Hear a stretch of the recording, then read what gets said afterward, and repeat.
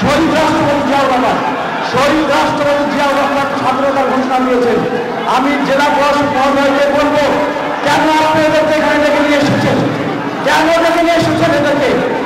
যারা বাংলাদেশের মাটিতে 2000 লোককে হত্যা করেছে, যারা বাংলাদেশের মাটিতে 2000 কচিমচি প্রাণকে হত্যা করেছে, তাদের কোনো অধিকার নাই, তাদের কোনো অধিকার নাই এখানে আসা।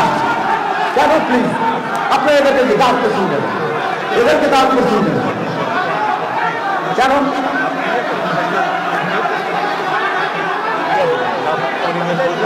কিসের পরিবেশ? কিসের পরিবেশ?